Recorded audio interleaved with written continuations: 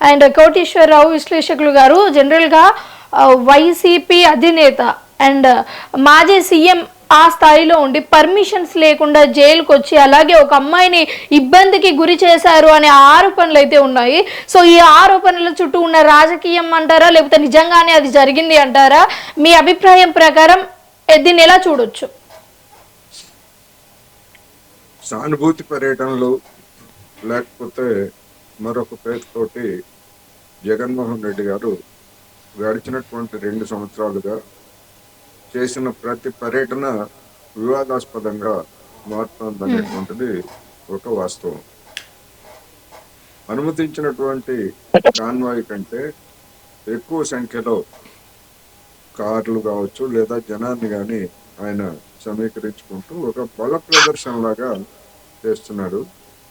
దానికి జనంలో ఉన్నటువంటి అభిమానం అట్లాంటిదని చెప్పేసి వైసీపీ నేతలు దాన్ని సమర్థించుకుంటున్నారు. జగన్మోహన్ రెడ్డి గారికి జనంలో అభిమానం లేదనో, లేకపోతే చంద్రబాబు నాయుడు గారికి లేదనో, లేకపోతే ఇంకొకరికి లేదనేటువంటిది కాదు సమస్య. ఇబ్బంది పడకుండా, జనాన్ని ఇబ్బంది పెట్టకుండా, తాము ఇబ్బంది పడకుండా పరిమితమైనటువంటి సంఖ్యలో నిర్దేశించినటువంటి మార్గంలో వెళ్ళటం, పరామర్శించడం అవన్నీ ఓకే. ఇప్పుడు నిన్న శ్రీధర్ అప్పలరాజు గారిని నేను ములాఖత్ పేరుతోటి ఆయన వెళ్ళారు. పోనీ ములాఖత్ సమయానికి వెళ్ళారా?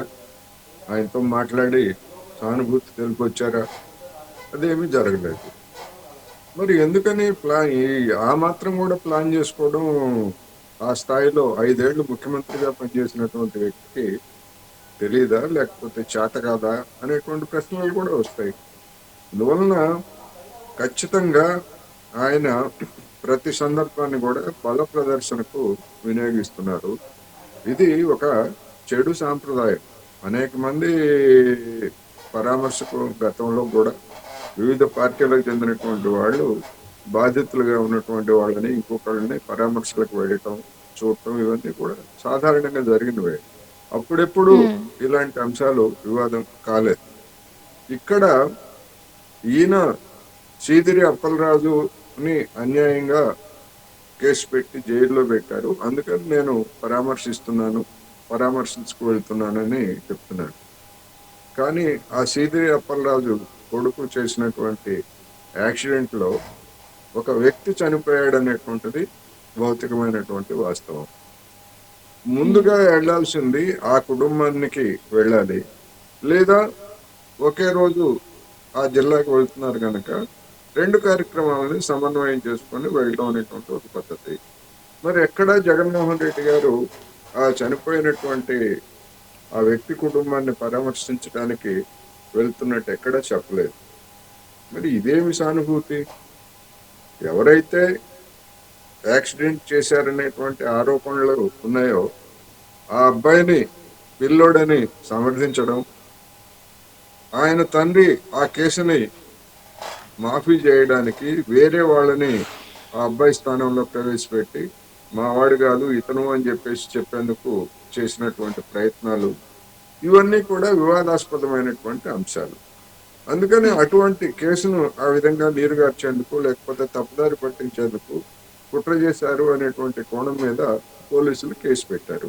ఒకవేళ అలాంటిది ఏమీ లేదు, ఆయన ఏమీ కుట్ర చేయలేదు, లేకపోతే మరొకటి చేయలేదు అని నిరూపించుకోవాల్సినటువంటి బాధ్యత ఆయన మీద ఉంటుంది. అదే సమయంలో కుట్ర చేశారు అనేటువంటి నిరూపించాల్సినటువంటి బాధ్యత పోలీసు యంత్రాంగం మీద కూడా ఉంటుంది. కొద్ది రోజుల తర్వాత బెయిల్ వస్తుంది, అదేమి ఇబ్బంది ఏమీ కాదు.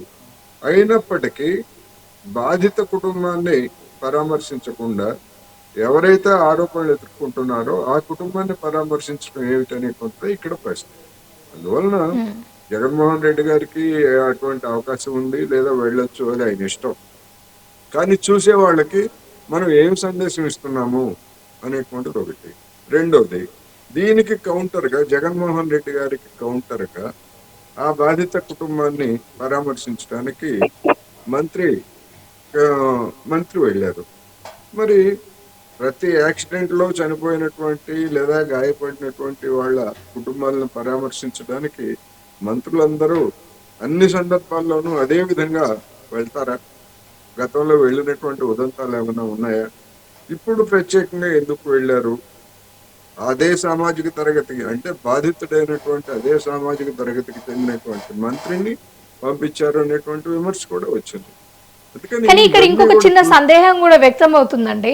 ఇప్పుడు జగన్మోహన్ రెడ్డి గారు జైలుకి వచ్చి పరామర్శించాలి అని ఎదురు చూసినప్పుడు ప్రజలని మైండ్ ఎట్లా డైవర్ట్ చేయాల్సి వచ్చింది?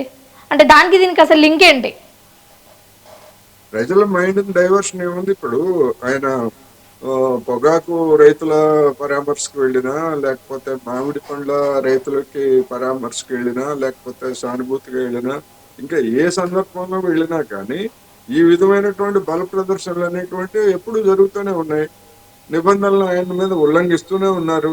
మరి కేసు పెడుతున్నాం అంటున్నారు పోలీస్ యంత్రాంగం. మరి ఆ కేసులు ఏమైనాయో, ఆ కేసులన్నింటినీ మరి ఏం చేస్తున్నారో, మరి మాజీ ముఖ్యమంత్రిగా ఆయనకి ఏమన్నా మినహాయింపులు ఉన్నాయా, లేకపోతే ఏమిటనేటువంటిది వాళ్ళు చెప్పరు, వీళ్ళు చెప్పరు.